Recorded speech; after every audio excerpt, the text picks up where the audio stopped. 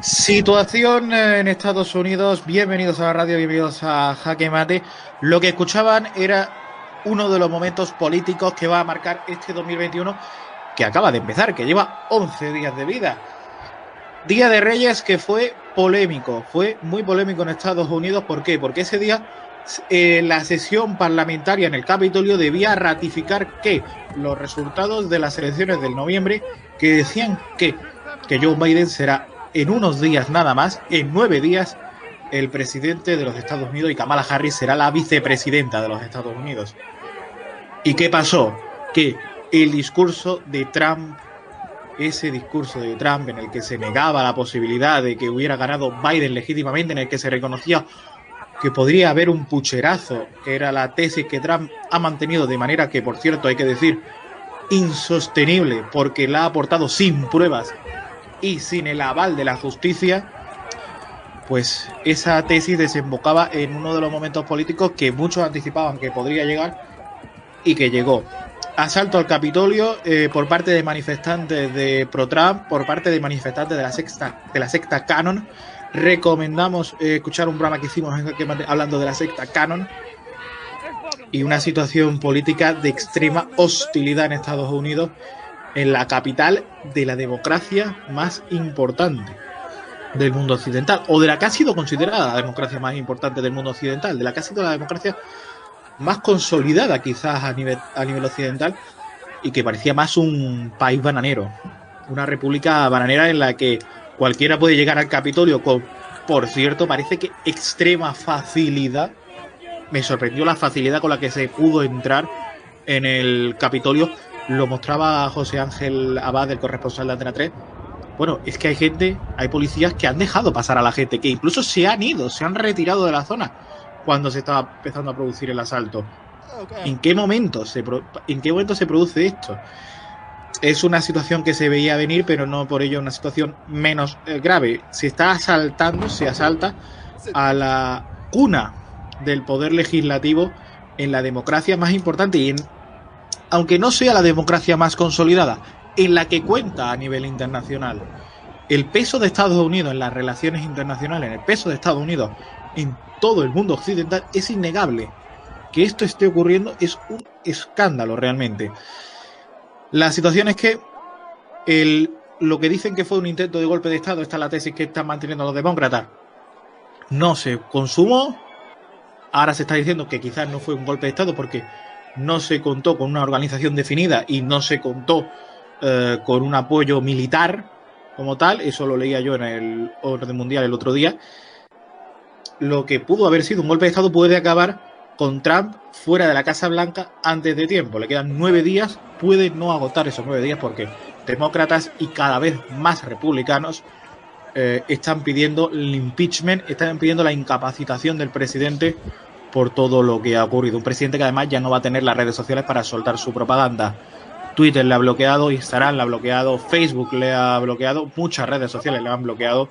Esta es la situación que tenemos. Esta es la situación que analizaremos en un minuto aquí en el primer Jaque Mate como tal del año, en este nuevo año 2021 en el que esperemos seguir teniendo su confianza, y en este Jaque Mate del 2021 que tendremos 2 días, lunes, que será hoy, y jueves, el próximo jueves, con temas de deporte, con temas de sucesos, con temas de cultura, con temas de defensas, con las secciones que siempre os han gustado y que estarán aquí.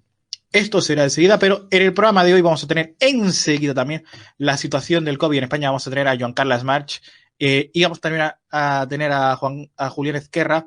Lo habíamos anunciado en redes, tenemos que aclarar que a última hora no ha sido posible contar con su presencia y que estará en próximos programas previsiblemente de este Jaque Mate.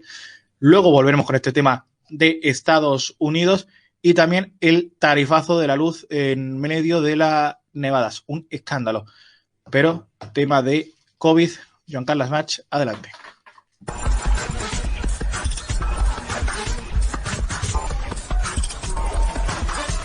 Bueno, pues lo habíamos anunciado en redes sociales, lo habíamos anunciado que este primer programa del año como tal, esta vuelta después de las Navidades, iba a ser para tratar uno de los temas que más siguen preocupando.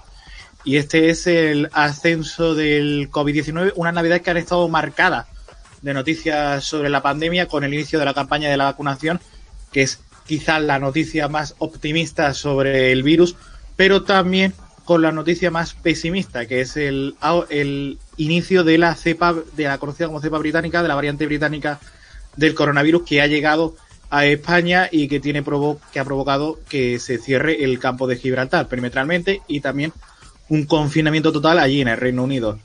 Bueno, estamos aquí con mis compañeros de siempre, con Ángela, con Antonio. Hola Carlos, ¿qué tal? Muy buenas. Y también con nuestro invitado de hoy, es profesor de la Escuela de Salud Pública de Andalucía, Joan Carles March. Hola, ¿qué tal? Hola, buenos días, ¿qué tal? Y yo creo que la primera pregunta es casi la más lógica. ¿Cómo ve la situación del COVID actualmente en España? La situación del COVID en este momento es muy complicada, muy complicada. Estamos en un proceso post vacaciones de Navidad, post fiestas de Navidad, fiesta de fin de año, fiestas de Reyes, después de un inicio de mes de diciembre que veníamos de un puente, del puente de la Constitución, y entre una cosa y la otra lo que ha generado, sin duda alguna, es un aumento de contagios. ¿Por qué se produce un aumento de contagios? Básicamente por una cuestión, porque en estas fechas hay aumentos de contactos. Cuando hay aumento de contactos, hay aumento de contagios. Y eso es algo que pasa en todos los países. Ha pasado en España, pero pasa en Europa. Europa está en una situación peor que España en estos momentos. ¿Por qué? Porque las Navidades son espacios donde nos juntamos la gente, nos acercamos a gente que no vemos normalmente y eso, sin duda alguna, afecta a la situación actual de la pandemia, ¿no? Es verdad que en este entorno ha venido una noticia positiva y es el inicio de la vacunación. Y eso marca de alguna forma estos momentos, pero tengo que decir que el inicio de vacunación ha sido muy lento, muy, muy lento. Necesitamos una vacunación mucho más rápida. Creo que incluso si se pusieran a generar la vacunación de forma adecuada, deberíamos haberla planificado en 3-4 meses máximo y eso hubiera ayudado a controlar mejor la enfermedad. Pero dicho esto, que tenemos una buena noticia, pero el gran problema es que la situación de la enfermedad debido a estas Navidades va a generar un enero muy complicado. De hecho, ya se está notando, hay un aumento de contagios, hay un aumento de ingresos hospitalarios y hay un aumento de muertes. Y eso, y está comprobado además, donde hay más contagios, hay más muertes. Y eso, por tanto, es la situación en la que estamos en estos momentos. Precisamente hablamos de esos contagios. Los últimos datos que tenemos son los del viernes. Ese día se añadieron 25.456 casos nuevos al total. Es el segundo mayor número de aumento diario desde el 30 de octubre. Ese fue el pico. Este es el segundo mayor dato. Son 12.327 nuevos positivos respecto al día anterior. Cerca de 200 fallecidos, 199. También subieron los hospitalizados con 14.951 y 2.318 personas necesitaron UCI. Estamos viendo ya que en lo que podría ser el inicio de la tercera ola estamos alcanzando ese segundo peor dato de contagios diarios. ¿Cree que esta tercera ola va a ser todavía peor que la segunda? Pues parece que sí, parece que puede ser una tercera ola muy, muy complicada. Muy complicada porque nos pasa lo mismo que el verano, en que en el verano empezó la segunda ola, a finales de julio, principios de agosto empezó la segunda ola y de alguna forma, ¿por qué pasó? Porque nos relajamos, porque necesitábamos encontrarnos, porque necesitamos vernos, porque son tiempos, el verano en la cual nos juntamos mucha gente. Y en este momento, en esta tercera ola, pasa exactamente lo mismo. Llevamos un otoño complicado, hemos tenido un noviembre muy duro en muchas comunidades, que empezó ya a finales de octubre en algunas de ellas, que en algunas no fue en octubre ni en noviembre, pero fue en principios de diciembre, pero básicamente esa es la cuestión. Y eso está generando un incremento de casos muy grande. Lo comentabas ahora, ¿no? Decías, el número de casos mayor de toda el segundo caso mayor desde finales de octubre. Eso es determinante, es decir, ¿por qué? Por lo que decía antes al inicio, ¿no? Y es que al aumentar los contactos, aumenta los contagios. Normalmente en un festivo normal, en un puente diríamos, se triplican los contactos, se duplican los contagios. Y ese es el gran problema. ¿Qué pasa en unas navidades? En unas navidades no triplican los contactos, se quintuplican los contactos y se triplican los contagios. Y eso es lo que va a generar que en el mes de enero vamos a tener una gran subida de casos. Por eso es lo que estamos viendo estos días. El viernes veíamos un incremento de contagios muy importante, un incremento de personas hospitalizadas muy importante, que seguramente, eso es difícil de asegurar totalmente, pero seguramente eso va a seguir durante todo el mes de enero. Por tanto, ¿qué es lo que nos genera? Un mes de enero con unos hospitales muy saturados, con una atención primaria muy centrada, por un lado, en dos grandes cosas. Por un lado, en el rastreo de contactos, la atención a pacientes crónicos, que es un tema que habría que hablar mucho porque los pacientes crónicos han sido los grandes olvidados de esta pandemia, se han ido y por tanto eso es un problema muy importante. Y tercera cuestión que se preocupa en la primaria, y es en la vacunación. Por tanto, entre una cosa y la otra, muy saturados. Y los hospitales muy saturados. Por tanto, una situación muy, muy difícil. Claro, y la pregunta un poco que surge es si después de una primera ola, después de una segunda ola, no hemos aprendido un poco de los errores que ha habiendo para implementarlo en esta tercera ola, para arreglar todo lo que ha funcionado mal en la primera ola, por ejemplo, falta de personal y falta de medios, para arreglarlo en esta tercera ola. ¿Se está haciendo esto? ¿Se está contratando, por ejemplo, más personal? ¿Se están dedicando más medios? ¿Se está apostando por la atención primaria? ¿O estamos repitiendo los errores del pasado? Pues mucho repetir, y lo que se repite es más fácil que sean errores que buenas prácticas. ¿Cuál es la realidad? La realidad es que ha habido poco incremento de la atención primaria. En general, llevamos una atención primaria muy diezmada desde el año 2009-2010. Llevamos, por tanto, 10 años de una crisis de la atención primaria muy importante. Y eso está marcando la situación de forma clara, ¿no? Por tanto, situación muy marcada por la pandemia que ha reforzado esa situación que llevábamos en los 10 años anteriores. Y además no se ha mejorado. Se han contratado rastreadores, pero se han contratado menos rastreadores de los necesarios. La salud pública, por otra parte, estaba en una situación muy, muy débil, mucho más débil que la atención primaria. Por eso no nos dimos cuenta, no se dio cuenta la salud pública de que venía este virus, porque la situación de la salud pública y la situación de la atención primaria juntas estaban muy, muy debilitadas. Y en todo este proceso, primero, no se creyó de forma clara en la importancia del rastreo. Eso es un primer error que pasó en el proceso de desescalada. Un proceso de desescalada del mes de junio que, como recordaréis, fue muy deprisa. La gente quería muy rápidamente coger las riendas de la pandemia. Coger las riendas de la pandemia generó un segundo problema muy importante, es decir, falta de recursos en atención primaria y salud pública, primera cuestión. Segunda, falta de unidad de acción. ¿Qué es lo que ha pasado? Falta de unidad de acción, y es que cada uno ha intentado hacer lo que yo quiera, ¿no? Cada uno ha intentado poner su grano de arena, y desde un punto de vista que ha generado que no haya habido medidas únicas. Si miramos qué se hace en un sitio o en otro, hay lugares que se pueden juntar 4, en otros 6, en otros 10. En lugares el toque de queda es a las 10, en otro a las 11, en otro a la 1. La situación es para hacer un máster de las medidas que se ponen. Y además hay una tercera cuestión que es muy importante. No se evalúan las medidas que se ponen en marcha. Aquí cada uno pone en marcha medidas, pero nadie valora si han funcionado o no han funcionado, si son buenas o malas. Se hace más por intuición que por experiencia y por evaluación.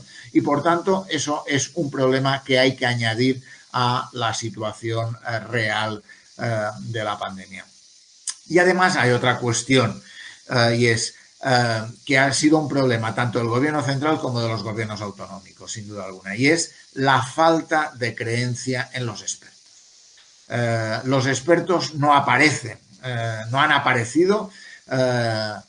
No digo que no haya habido expertos, los ha habido en el gobierno central y los hay en los gobiernos autonómicos, pero la clave es que al final las medidas que se toman desde la perspectiva, desde una perspectiva, y es la perspectiva política. La política gana la ciencia, sin duda alguna, y esto ha generado que parece que es más importante salvar la economía que salvar la salud. Y esto es un debate que no es real, no debería ser este debate. El debate no es salud o economía, no. El debate es que si no hay salud no habrá economía.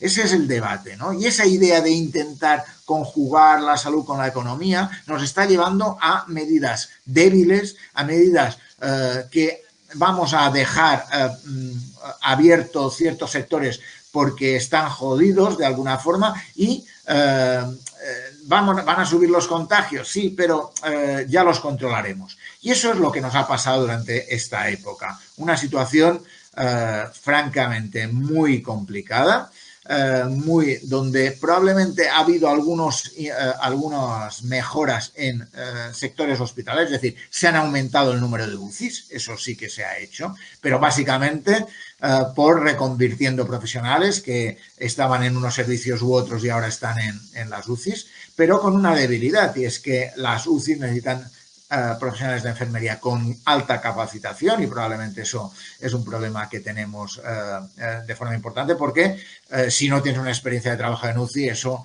no se adquiere de la noche al día, ¿no? Por tanto, una situación muy complicada, basada en que no se han corregido los errores, no se han evaluado los errores. Quiero recordar que yo con un grupo de 20 profesionales, en los cuales estoy yo, pedimos en una carta a la revista Lancet una evaluación de la gestión de la pandemia. Una evaluación que lo escribimos en el mes de agosto, no salió publicada en el mes de agosto, lo escribimos en el mes de julio. La clave era que se fuera una evaluación urgente e independiente. Han pasado ya 6 meses. Estamos igual. Y parece que vamos a seguir igual.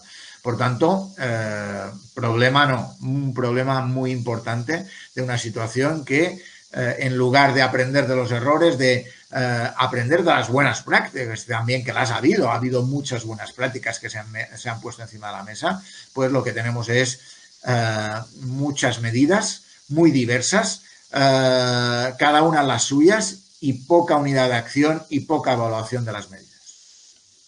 Pues hay más preguntas, las tienen Ángela y Antonio. No sé por quién quiere empezar. Ángela, por ejemplo. Bueno, primero buenos días. Y a mí me gustaría saber qué opinión le parece el confinamiento y si piensa que ha sido una de las medidas más eficientes que se han aplicado dentro de esta distorsión a la hora de atajar el virus por comunidades y demás. Pues el confinamiento fue una medida dura. Todos recordaremos ese 14 de marzo donde el presidente del gobierno nos planteó un confinamiento domiciliario. Y sin duda alguna fue una buena medida. Una medida que paró una situación que se nos había disparado, que no habíamos visto venir, que no teníamos los servicios sanitarios preparados, que no teníamos ni mascarillas, ni EPIs, ni equipos de protección individual para poder afrontar esa pandemia, con un número de profesionales infectados que iba aumentando de forma importante, y por tanto necesitábamos en ese momento una medida dura y contundente, como fue el confinamiento domiciliario. Una medida que sirvió, que ayudó y que mejoró la situación en la que estábamos. Es verdad que fue un confinamiento largo, que los confinamientos largos afectan de alguna forma a la salud mental de las personas, pero quitando ese pero que tiene y que se puede mejorar con inversión en determinados sectores, se puede mejorar ese confinamiento con inversión para que la gente que tenía que convivir en un espacio muy pequeño pudiera tener otros espacios, otras maneras, otros sitios para poder compartir, y más si estuviera infectado o si hubiera tenido un contacto. Es decir, generando espacios abiertos para otras personas, pero el confinamiento es una buena medida. Y yo realmente creo que durante el tema, la segunda ola y en estos inicios de tercera ola, yo he sido partidario de confinamiento. Es decir, creo que lo que pasa es que hay que plantear los confinamientos de un poco diferentes al de marzo. En estos momentos, ¿qué sería adecuado? Confinamientos cortos e intensos. Cortos. Cortos me refiero a 15 días. 10-15 días serían básicamente suficientes ¿para qué? Para parar, para bajar ese ritmo que tenemos de forma tan inverosímil. Por tanto, confinamientos sí, confinamientos para parar la situación, confinamientos que además, tengo que decir, que han pedido comunidades autónomas. Pidió Asturias en la segunda ola. Asturias controló muy bien la pandemia en una primera ola, pero en la segunda se les fue a final en octubre, ¿no? Esa situación que de una comunidad autónoma muy bien controlada les hizo pedir queremos confinamiento domiciliario. El gobierno del estado no quiso, ¿no? Ahora lo ha vuelto a pedir, en estos momentos lo ha vuelto a pedir Castilla y León, una comunidad que ha tenido una problemática muy importante toda la pandemia. Y la realidad es que el gobierno de España vuelve a decir que no. La postura del ministro Illa no cree que haya que hacer confinamientos domiciliarios. Yo creo que se equivoca, lo he dicho por activa y por pasiva. Creo yo que un confinamiento no tan estricto y duro como fue el confinamiento domiciliario de marzo-abril, pero un confinamiento breve podría plantearse si hay apertura escolar, porque se está comprobando que los colegios son seguros y por tanto habría que plantear que los colegios podrían seguir y por tanto tiene que haber algún movimiento para ir al cole o para llevar los niños al cole, sin duda alguna, pero después confinamiento domiciliario, teletrabajo por parte de las administraciones y por parte de las empresas. Eso ayudaría también a mejorar la situación. Y con todo ello ayudar con estos confinamientos a una mejora de la situación que, como vemos en este mes de enero, puede ser muy preocupante. Antonio. Muy buenas. Volviendo al tema de las vacunas y pensando también en el futuro, el objetivo principal que se marcó fue llegar a esa inmunidad de grupo de cara al verano.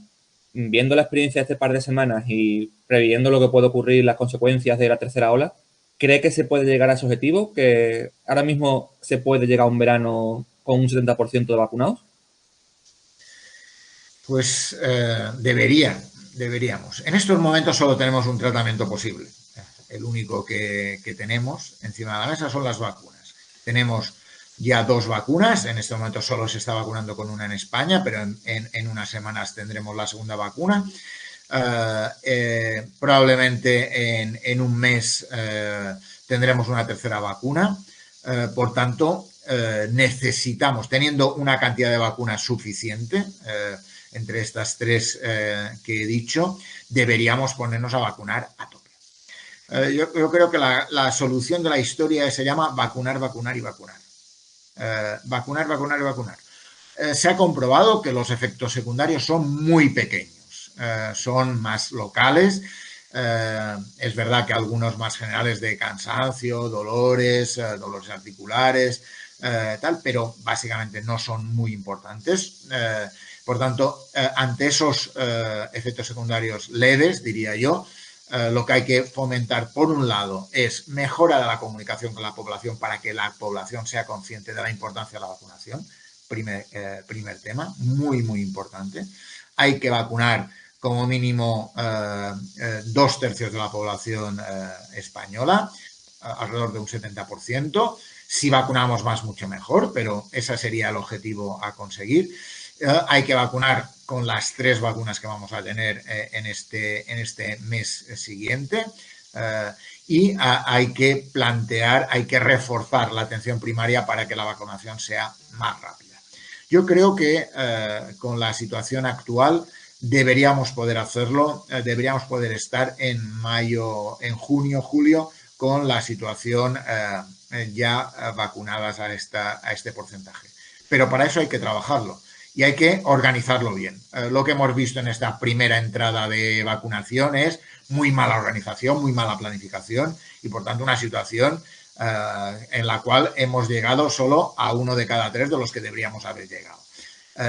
La situación de lo que dicen algunas comunidades autónomas que guardan para la segunda dosis, creo que no la entiendo muy bien. Podríamos dejar una cantidad de un 10% máximo por si no llegan, pero la realidad que lo que ha dicho la Unión Europea, lo que ha dicho el Gobierno de España, la llegada pronto de la vacuna de Moderna, más la de dentro de un mes de la vacuna de Oxford AstraZeneca, yo creo que nos facilita que tengamos las vacunas suficientes para poder hacer la segunda vacunación sin ningún problema.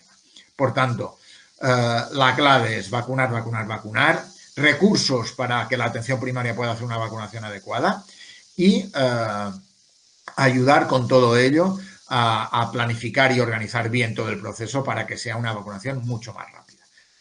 Quiero recordar que hace unos 40, 50 años, unos 50 años creo yo, que en Zaragoza en unos días se vacunó del cólera a 600.000 personas, en unos días. Por tanto, creo que hay que plantearse de forma muy clara y es la necesidad de que hay que vacunar. Hay que aumentar los recursos de atención primaria porque ya hemos dicho que están diezmados, porque no dan abasto en el rastreo, porque no se atiende de forma adecuada a los pacientes crónicos y además tienen la vacunación como un elemento fundamental. Pero eso con un refuerzo a la atención primaria, que puede ser por diversas vías. Sabemos que hay profesionales que quieren vacunar por las tardes gratuitamente y por tanto habría que facilitarlo y con una buena planificación, una buena organización, la clave es que toda la semana se vacune al 100%, si es posible, de las personas que hay que vacunar. Y eso nos ayudaría a colocarnos cuanto antes mejor en una situación favorable para mejorar la situación en la que estamos en estos momentos. Y esta tercera ola, este mes de enero que usted decía que iba a ser complicado, lo vamos a vivir en España con un cambio en el Ministerio de Sanidad porque, como todos ya saben, Salvador Illa va a dejar de ser el ministro debido a que va a ser el candidato del PSC a las elecciones de la Generalitat de Cataluña, que van a ser el 14 de febrero, y la nueva titular de Sanidad va a ser Carolina Darias, la que hasta ahora mismo es la ministra de Política Territorial. ¿Cree que es un buen momento para que Salvador Illa deje un ministerio como Sanidad en medio de esta campaña de vacunación, en medio de esta tercera ola? Un Salvador Illa que, por cierto, ha sido muy criticado porque asumió toda la gestión de la pandemia como ministro de Sanidad que era, sin llegar a tener los conocimientos quizás necesarios en temas de salud. Bueno, decir, ministros que sepan de sanidad ha habido no muchos, tengo que decir, pero vamos. Yo creo que el ministro Illa ha sido un ministro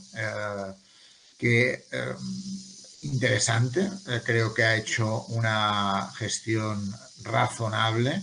Creo que ha habido errores, sin duda alguna, muchos errores ha tenido la gestión de la pandemia, pero ¿quién no se ha equivocado? Yo el primero, quiero decir, yo he dicho cosas, yo decía inicialmente que no creía que hubiera vacunas en el año 2020, que probablemente febrero o marzo del año 2021 llegarían las vacunas. me equivoqué.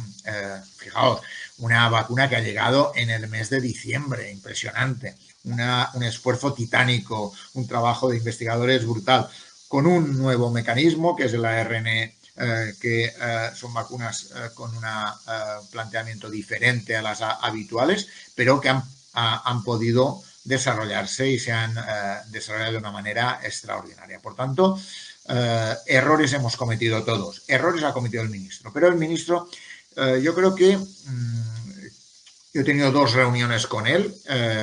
Me pareció desde el primer momento una persona agradable, que escuchaba, que decía las cosas que pensaba, pero que quería saber opiniones, que valoraba las opiniones. Probablemente no todas las opiniones que valoraba las ha tenido en cuenta luego, es decir, ha habido cosas que sí, cosas que no. Por tanto, yo destaco del ministro Illa que ha hecho cosas interesantes en una pandemia muy difícil de haber visto venir, con un ministerio que tenía muy poco dinero y muy pocas competencias, y con una situación sin duda alguna del mes de marzo muy complicada.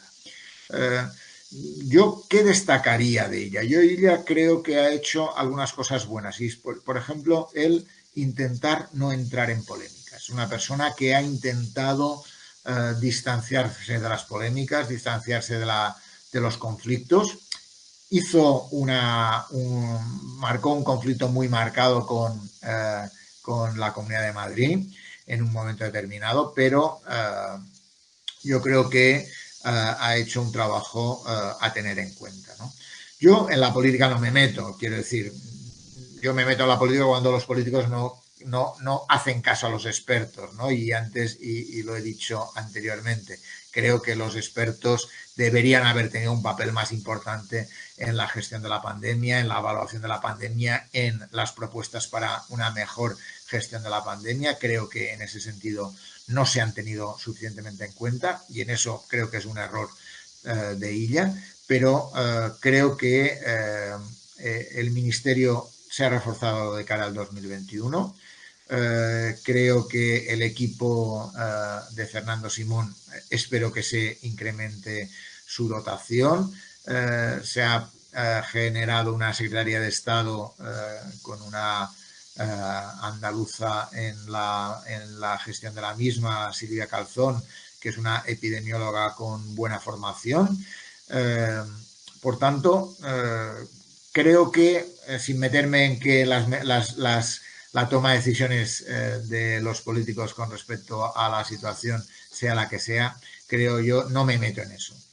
Yo creo, sin duda alguna, creo que es mucho mejor políticas de largo recorrido. Gestión de largo recorrido. Yo no creo que una gestión de un año y adiós, no me parece que sea la más adecuada. Creo que lo ideal es, una vez le has cogido el punto, conocer los temas, conocer la gente, conocer la situación, conoces a las personas, conoces a tus interlocutores, conoces los consejeros.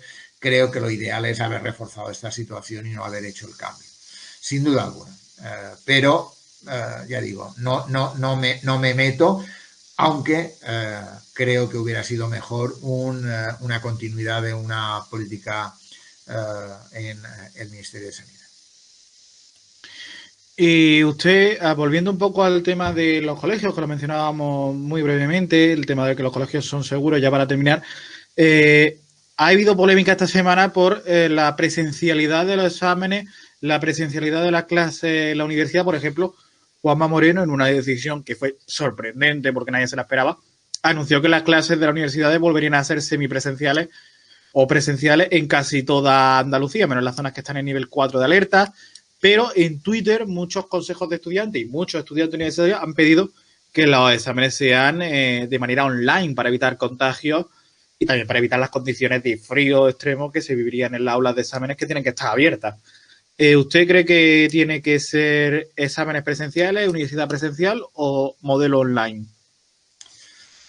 Yo creo que no estamos en un momento para pasar a la presencialidad en la universidad. Yo creo que lo lógico es haber seguido con la situación que estábamos ahora. Si estábamos, ¿por qué en diciembre o por qué en algunos meses que estábamos mejor no se va a la presencialidad y ahora que estamos peor y que la tendencia es a peor, nos vamos a esa situación? No tiene mucho sentido, ¿no? Pero eso forma parte a veces, un poco lo decía antes, de esta necesidad de los políticos de las comunidades autónomas de tomar medidas que parecen que son diferentes de los otros, ¿no? Y la realidad es que con esas historias muchas veces meten la pata, ¿no? Yo lo he dicho y lo he escrito, ¿no?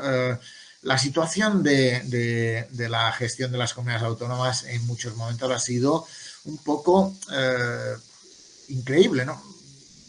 ¿Por qué toman esas medidas, no? Recuerdo una Andalucía en el Puente del Pilar. ¿Por qué ante el Puente del Pilar? ¿Por qué antes del Puente del Pilar no toma la decisión de abrir la comunidad, que venga la gente, que aquí todo está abierto? Y lo que generó eso fue un incremento de contagios brutal. Generó que llegáramos a una situación de que Granada tuviera una incidencia acumulada de 1.400 por 100.000 habitantes. Una burrada, una bestialidad. ¿Por qué?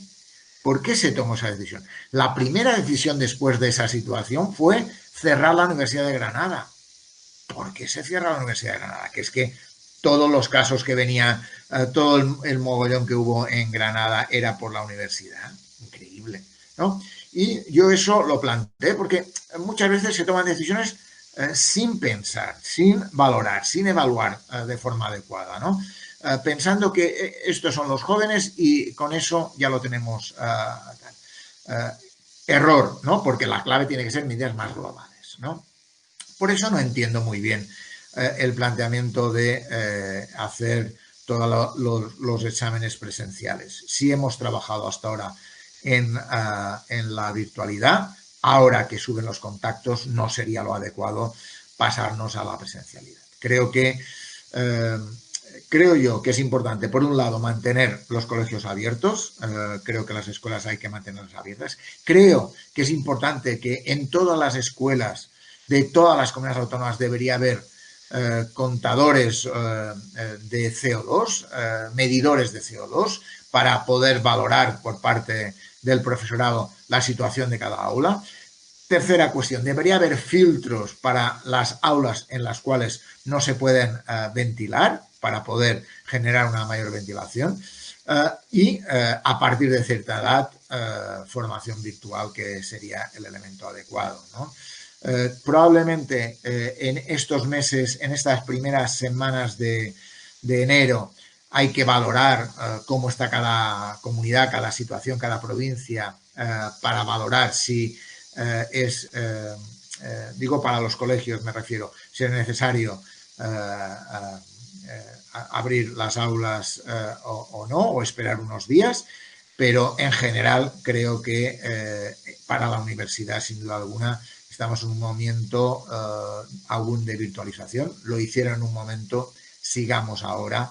Ya llegará el momento de poder hacerlo y esperemos que ese proceso sea de forma adecuada, bien pensada, bien planificada, porque eso es lo que muchas veces hace falta en estos momentos. Planificación, buena gestión, buenas medidas y menos hacer parecer el diferente, el que toma las medidas a su bola. Creo que es fundamental eso.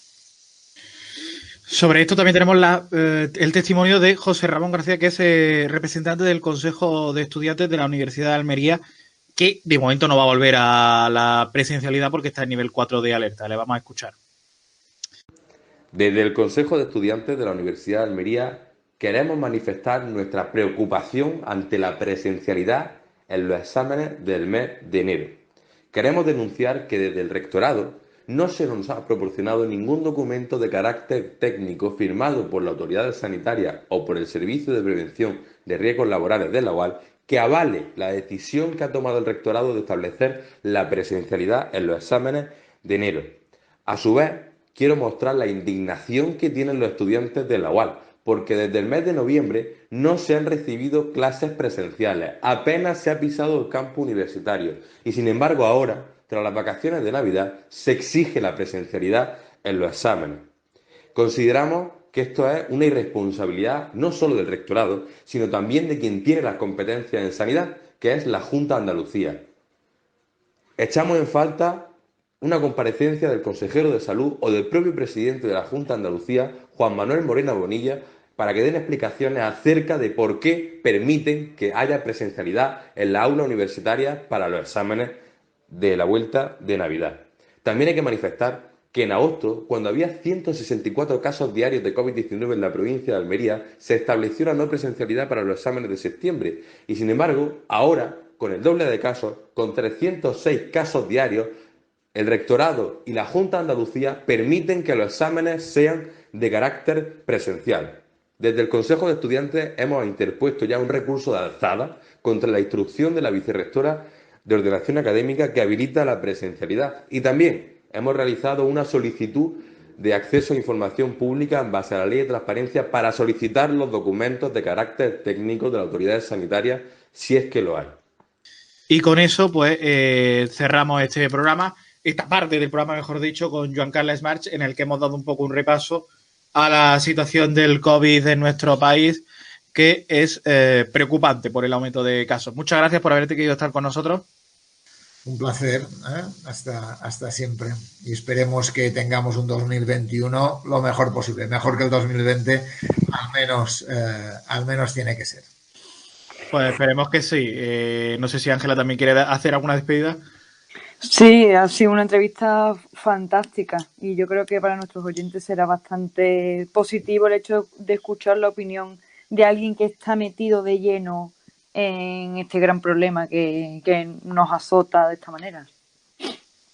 Pues sí, muchas gracias de nuevo. Nosotros vamos a mantener ahora con lo que ha ocurrido en Estados Unidos esta semana, el asalto al Capitolio. Y tras ese tema del COVID, volvemos con lo que habíamos contado al inicio del programa, tema de Estados Unidos, escándalo, asalto. Ángela, Antonio, yo no sé qué titular queréis ponerle.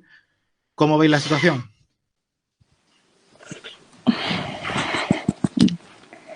Bueno, pues yo creo que lo que ha ocurrido en Estados Unidos ha hecho que el 2021 empiece como con un estallido brutal, ¿no? Parecía que el 2020 iba a ser un año complicado de superar, pero como hemos visto con este acontecimiento, estamos viendo que Estados Unidos ha dinamitado ya el 2021 a la americana, ¿no? Con una toma, como tú bien dices, Carlos, de la sede de una de las democracias más importantes del mundo y que efectivamente puede provocar un efecto espejo en el sentido de esta toma digamos, del núcleo más importante de un país tan influyente como es Estados Unidos, puede provocar que en otros países se tome como reflejo y se lleve a cabo estas actuaciones que, bueno, que dejan a la democracia muy, muy, muy por debajo. De hecho, como tú comentabas, parecía que estos asaltantes tenían campo a través, es decir, parecía que el Capitolio les pertenecía.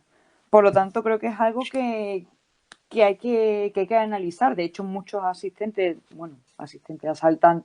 han perdido su empleo por decisión propia o porque bien han sido identificados a través de las imágenes de los medios de comunicación y esas propias empresas pues, han decidido dejar de tenerlos en plantilla por esta actuación que no deja indiferente a nadie.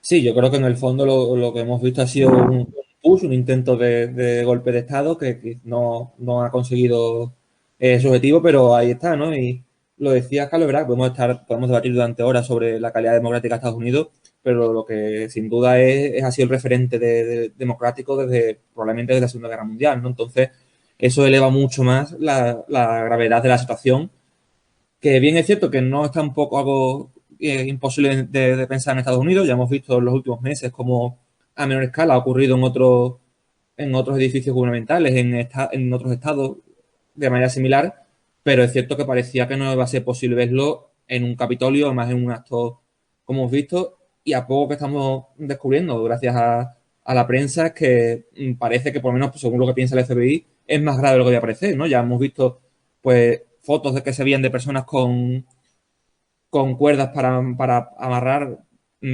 Parece ser que podría ser para intentar secuestrar a congresistas. Se ha hablado incluso de posibilidades de ejecuciones de algunos congresistas, así que yo creo que es una situación bastante complicada que veremos cómo va a evolucionar, sobre todo pensando en ese día 20, que puede ser el día en el que explote todo. Claro, porque efectivamente hay un día clave en el calendario del mes de enero político que puede ser tormentoso, día 20 de enero. Ese es el día que la ley marca para que Joe Biden a mediodía sea elegido definitivamente como el presidente de los Estados Unidos. Es el día en el que Joe Biden tiene que tomar posesión del cargo. Trump promete una transición ordenada estos días. Le ha costado, le puede costar más.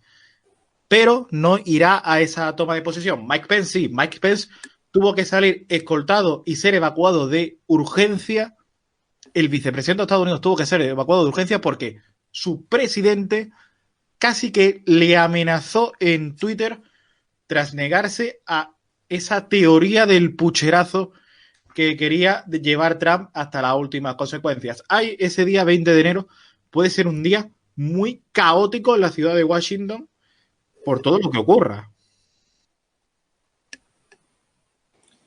Sí, la verdad que el ambiente está un poco ennegrecido, ¿no? La verdad que el panorama es bastante complejo porque incluso a Trump se le podría, no sé si en el caso de Estados Unidos eso sería posible, Nancy Pelosi apela un poco a eso, ¿no? A esa incitación a la rebelión por parte de Trump, que lo que provoca evidentemente este impeachment contra el actual y momentáneamente presidente de los Estados Unidos por invocar y por convocar a esta rebelión violenta. De hecho, esto me hace un poco recordar a lo que pasó aquí en Cataluña con esas elecciones ilegales, con esas urnas en la calle, con ese movimiento al final de la población.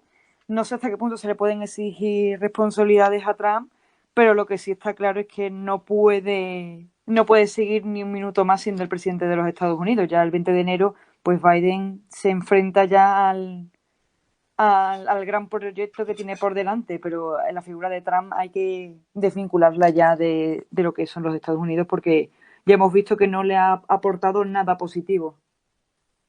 Sí, yo creo que aún así quizá el movimiento que estamos viendo ahora mismo supera al mismo Trump y supera a su imagen. Y realmente hemos visto como incluso Trump, si en el momento en que aún así, digamos, no estaba allí presente, no terminaba de apoyar lo que estaba ocurriendo ni tampoco condenarlo, pero aún así en las actuaciones siguió para adelante, el golpe siguió para adelante. Yo creo que sinceramente, aunque Trump ahora parece que haya dado marcha atrás y que esté, entre comillas, censurado en la mayoría de redes sociales, yo creo que este movimiento ya le supera, porque ya la ha superado claramente. Y respecto precisamente a estas redes sociales, a todas pues, estas dimisiones que hemos visto en ese mismo día y en estos días posteriores, o redes sociales que han bloqueado a Donald Trump, a mí se me ocurría, pensando en ello el otro día, una especie de comparación. Ha pasado un poco quizás como aquí en España en el 75, que mucha gente se acostó muy franquista y se levantó muy demócrata. Parece que de repente ha habido muchos asesores, muchos trabajadores, algunas redes sociales que estaban muy cómodas con el discurso de Trump, que han estado muy cómodos durante estos 4 años, incluso hasta el día antes de este Día de Reyes, y en cambio de un día para otro han decidido dar la espalda, una vez casualmente cuando ya se ha certificado que Joe Biden va a ser el presidente. Yo creo que también, digamos, dar la espalda de todo la institución. Pues veremos lo que ocurra ese 20 de enero, con la duda de si esto puede ocurrir en España, que esa es una duda razonable. Lo analizaremos en el próximo programa con más de tiempo. Lamentamos no haberle podido dedicar más tiempo, pero la información del COVID, que creíamos que era de servicio y de utilidad máxima para los ciudadanos en estos días, se lo ha comido casi todo el tiempo de nuestra sección de crítica. Y no quiero olvidarme de Borrasca Filomena, pero no vamos a hablar de que hay nieve. Cuando hay temporal de nieve se dice qué bonita la nieve o qué por culo era la nieve. Nosotros queremos contar lo que pasa con un bien básico, lo que está pasando con un bien básico como es la luz en un pleno temporal de nieve. ¿Qué está pasando con la luz en un temporal de nieve? Que se ha disparado su precio. Todo esto en un gobierno social, el más progresista de la historia, se vende, que dicen que esto no le iba a pasar a ellos, que ellos no iban a hacer esto. Ángela, Antonio, ¿cómo veis este tarifazo de la luz, este subidón de la luz en estos días de necesidad de calefacción, de recurrir a la electricidad? ¿Cómo se aprovecha para hacer negocio? Sí, a ver, yo creo que este tipo de circunstancias, la subida, por ejemplo, ahora de la luz, en esta situación de extremo frío, con olas de frío casi constantes, temporales muy complicados, yo creo que evidencian una vez más el hecho de la política pensada y la política de facto. Evidentemente, si se tira de hemeroteca, se pueden encontrar declaraciones de Pablo Iglesias, de Alberto Garzón, del propio PSOE, los que estaban en contra de estas medidas, de la subida de la luz, del gas y de tal. Yo creo que hay que hacer un acto de sinceridad y de objetividad y apelar a una política, o sea, a lo que se puede hacer y a lo que se tiene que hacer, lo que se puede. No puedes vender el humo, evidentemente, de que es el gobierno más social de la historia, que en cierto sentido puede que lo sea en comparación con otros que hemos tenido, y luego contrastar con esta toma de decisiones que al final tú te ves en algún porcentaje obligado a tomar, que no está en tu mano el hecho de controlar un bien tan necesario y de primera necesidad como es la luz. Por lo tanto, yo creo que el revuelo es lógico, pero es lógico porque se ha promovido desde el poder, desde una mala interpretación y unos discursos que es que no tienen ni forma ni fondo. La pregunta es, ¿cómo hemos llegado hasta aquí? Porque vemos normal, y a mí por lo menos no me lo parece, que se esté haciendo negocio, que se esté llevando a la economía lo que debería ser y lo que es un bien básico para la sociedad, como la luz. ¿Hasta qué punto lo hemos llevado a la cuestión de la economía? Yo es que estoy de acuerdo con ese planteamiento, Carlos, pero es que al final, a ver cómo lo digo.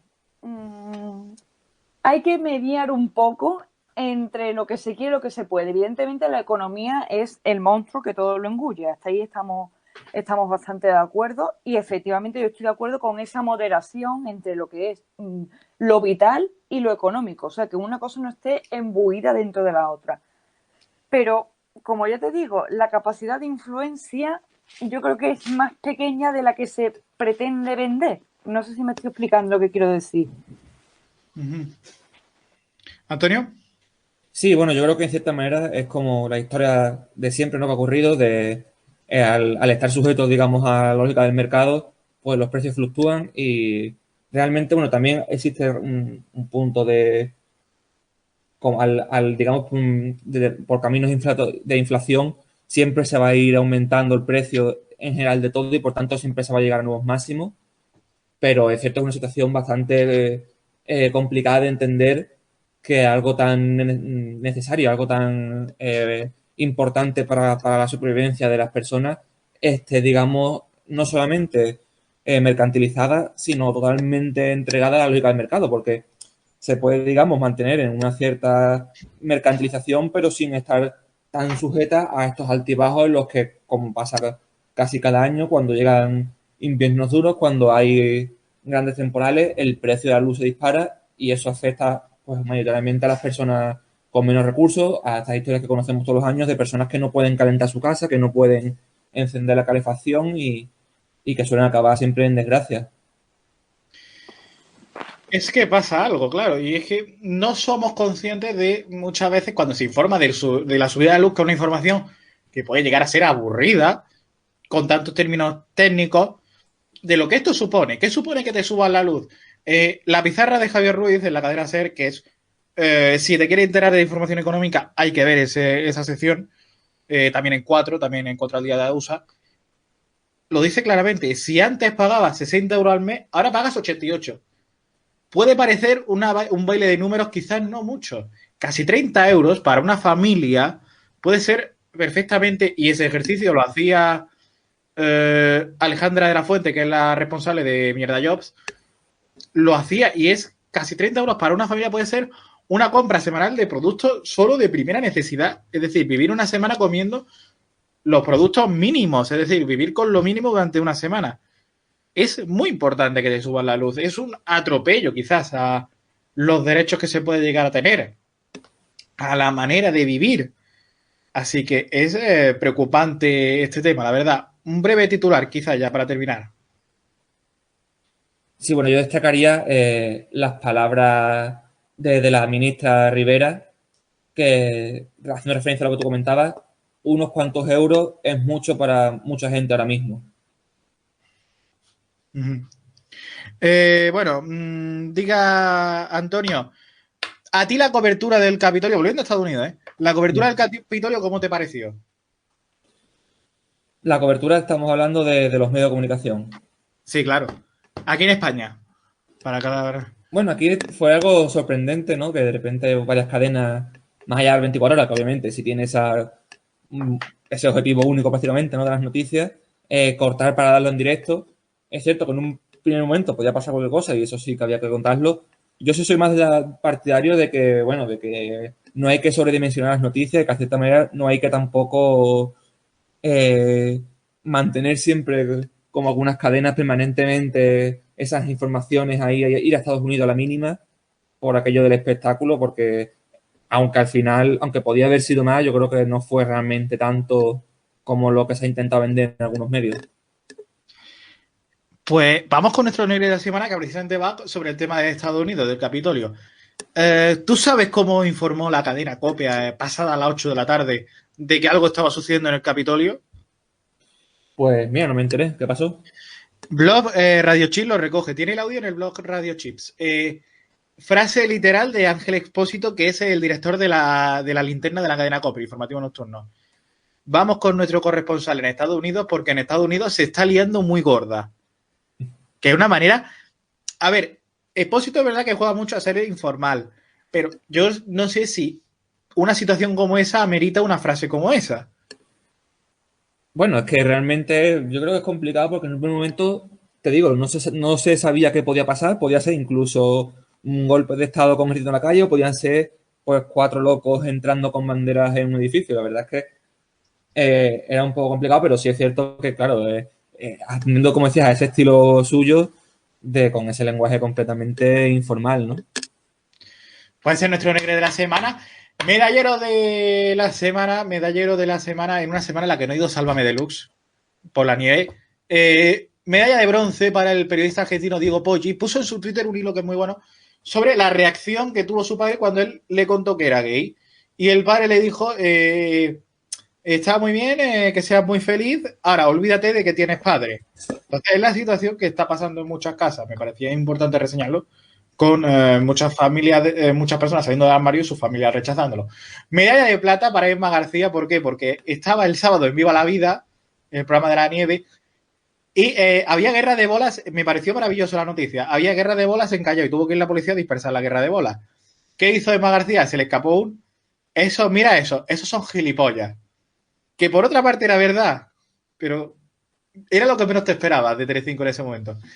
Y medalla de oro presente para más gente de la nieve, para los locos de Navacerrada, que esto antes de la Gran Nevada, pero en Reyes, en el fin de semana previo a Reyes, subieron a la montaña, la Protección Civil les dijo que no fueran, ellos subieron, y pese a que no era recomendable, y la liaron, se atascó el parking, hubo que cerrar el parking, un caos vial, así que ese es el medallero de la semana. Antonio, mira esos gilipollas. Sí, yo creo que lo estaba diciendo antes con el Expósito. Ese, digamos, aquí ya digamos que ya es como la siguiente vuelta y ya soltar cualquier cosa, ¿no? Quizás, de todos modos, creo también que hay que tener un poco de empatía, incluso diría, ¿no? Y de cierta conciencia. Una pelea de la nieve, yo creo que con todo lo que hemos visto, todo lo que hemos visto estos meses, creo que es lo menos grave que hemos visto. Creo que es infinitamente menos grave a nivel epidemiológico que cualquier aglomeración en centros comerciales, etcétera. Entonces creo que a estas alturas creo que hay cosas más importantes en las que pensar que unas cuantas personas intentando sacar ese punto de vida en un momento tan duro, en un año tan duro. Pues sí. Y vamos a hacer algo, Antonio. Nos vamos a ir a la nieve. Ahora en un ratico. ¿Conduces tú? ¿Nos vamos a la nieve y conduces tú? Hombre, hay que irse bastante lejos, ¿no? Porque por lo menos aquí donde estamos nosotros es complicado ver nada que no sea sol. Es que en Andalucía siempre hace buen tiempo, oye. Yo iba en Nochebuena en Almería en mangas de camisa, qué alegría. Pero vamos a ir antes a la sección de deportes, que tenemos que hablar de deportes. Antes...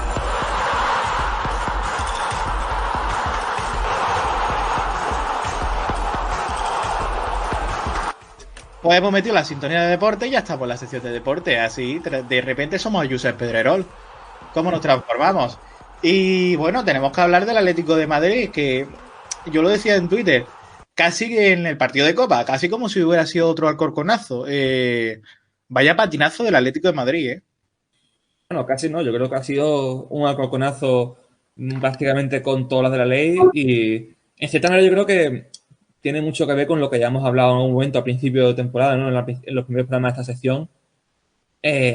Ya para empezar, la situación que estamos viendo este año, por un lado, pues con jugadores que a lo mejor pueden dar positivo y se pierden partidos y tanto, sobre todo con la situación del campo sin público y tal, y tanta carga de partidos.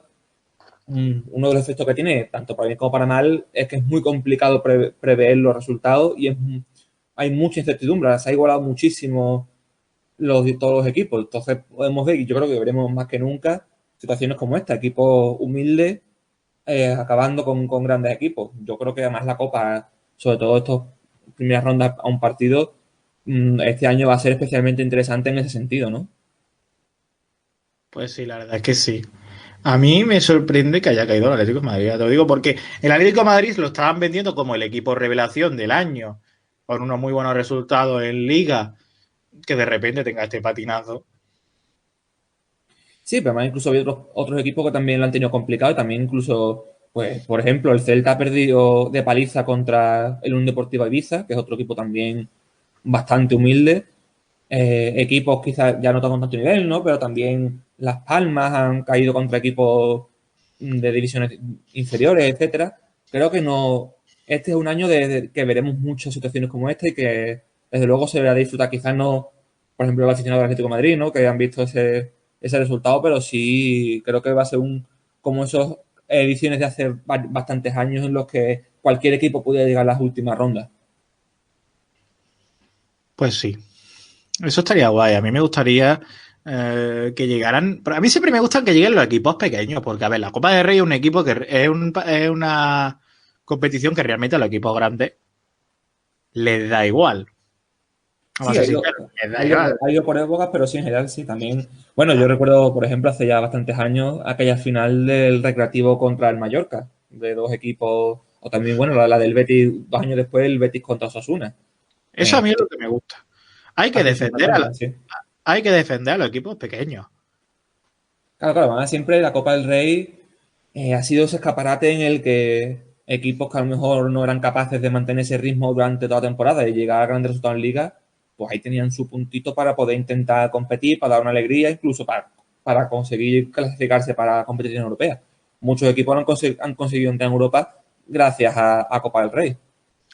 Pues yo tengo miedo de la Copa de Rey con la Superliga Europea que quieren crear. No sé si te has enterado de la Superliga Europea. Bueno, la Superliga Europea yo creo que es más vieja que nosotros y sigue sin confirmarse. Creo que más, quizá ahora mismo no sé si es incluso más complicado de la situación mundial.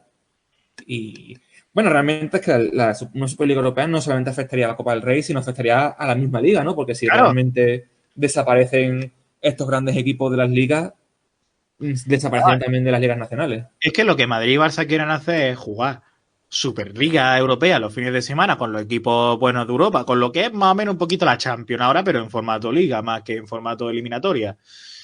Y luego la Liga Nacional de España de toda la vida de Dios pasaría a entre semana. Claro, aquí hueco para la Copa de Rey tampoco hay con ese planteamiento.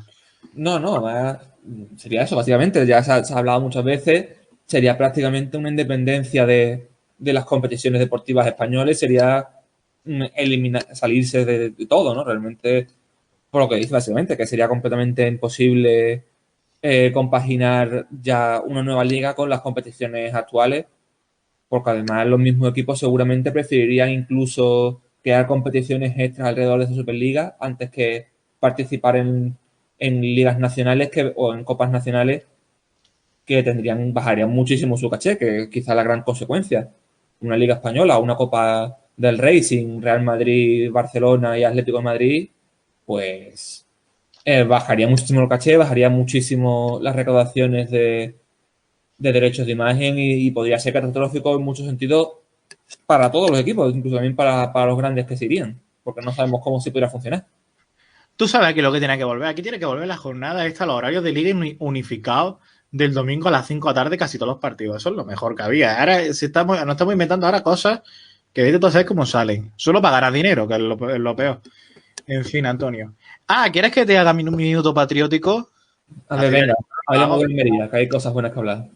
Ay, hombre, que sé, hay cosas buenas de hablar. Hemos empezado el 2021 en Almería, vamos, por todo lo alto y además que estamos en nivel 4 de alerta, pero en el fútbol estamos, vamos.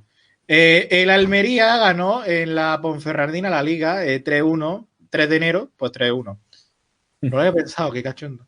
Y en Copa de Rey, segunda ronda, también le ganó al Numancia 1-2. Tenía que jugar este fin de semana con el Leganés, pero claro, en Madrid, pues la verdad es que no está la cosa como para entrar, así que se ha suspendido el partido que se debía haber jugado ayer domingo.